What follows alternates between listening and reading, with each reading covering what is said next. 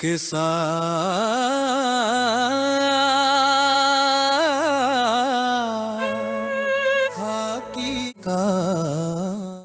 कभी कभी जिंदगी सिर्फ कुछ सेकंड की दूरी पर होती है।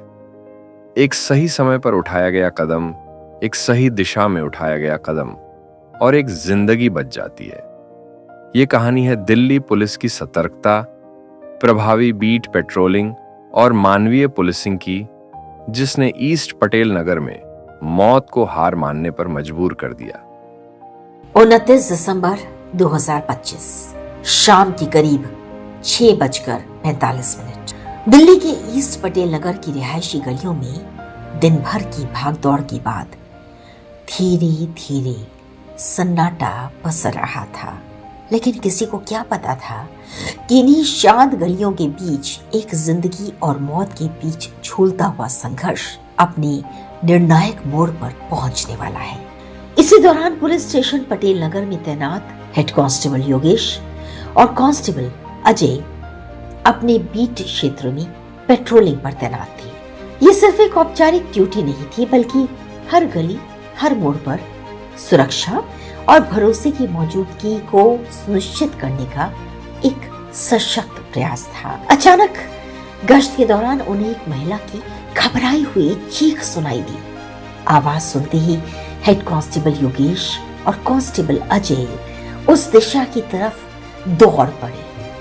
महिला ने कांपती हुई आवाज में बताया कि उसके परिवार का एक सदस्य आत्महत्या करने का प्रयास कर रहा है। मामला गंभीर था। दोनों पुलिसकर्मी कुछ ही पलों में मौके पर पहुंच गए। वहां का दृश्य दिल दहला देने वाला था। एक युवक बेहोशी की हालत में जिंदगी और मौत के बीच संघर्ष कर रहा था। एक पल की भी देरी उसकी जान ले सकती थी।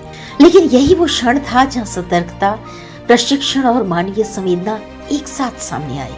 हेड कांस्टेबल योगेश और कांस्टेबल अजय ने अद्भुत सूझबूझ और साहस का परिचय देते हुए युवक को सुरक्षित नीचे उतारा। मौके पर ही तत्काल प्राथमिक उपचार दिया गया और तुरंत बिना किसी समय को गंवाए उसे SVBP हॉस्पिटल पहुंचा दिया गया। उनकी तेज, निर्णायक और जिम्मेदार कार्रवाई ने एक कीमती मानव जीवन को मौत के मुंह से वापस खींच लिया। अस्पताल में मेडिकल ट्रीटमेंट के बाद युवक की स्थिति स्थिर हुई। फिर उसे समुचित काउंसलिंग भी उपलब्ध कराई गई। प्रारंभिक जांच में सामने आया कि ये पूरी घटना पारिवारिक संपत्ति विवाद से उत्पन्न मानसिक तनाव का नतीजा थी। जय हिंद, मेरा नाम हेड कांस्टेबल योगेश है। मैं PS पटेल नगर में पोस्टेड हूँ। शाम के समय में एरिया पेट्रोलिंग करते हुए स्टाफ के साथ घूम रहा था। जो करीब 7-7:15 बजे के आसपास एक लेडीज जिसकी उम्र करीब 60-62 साल की थी, वो अचानक हमारी मोटरसाइकिल के पास आकर जोर जोर से रोने लगी।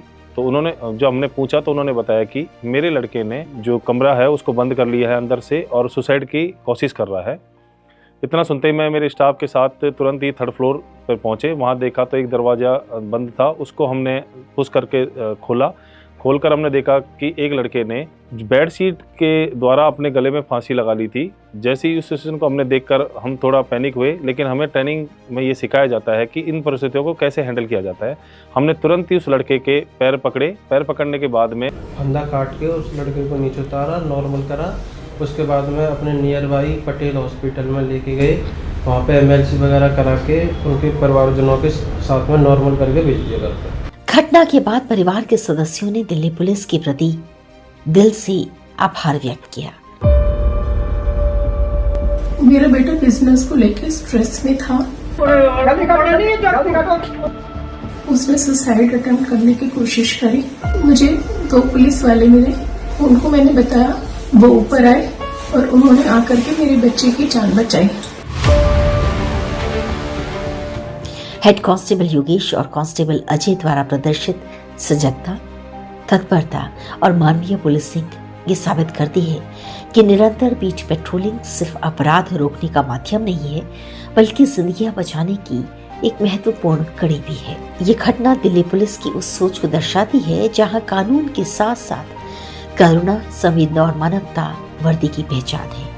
आज इस परिवार की खुशियां बरकरार हैं और इसके पीछे मौजूद है सतर्क बीट पुलिसिंग और जिम्मेदार पुलिसिंग की एक सशक्त कहानी। ये था वर्तिका नंदा की आवाज में आज का किस्सा खाकी का।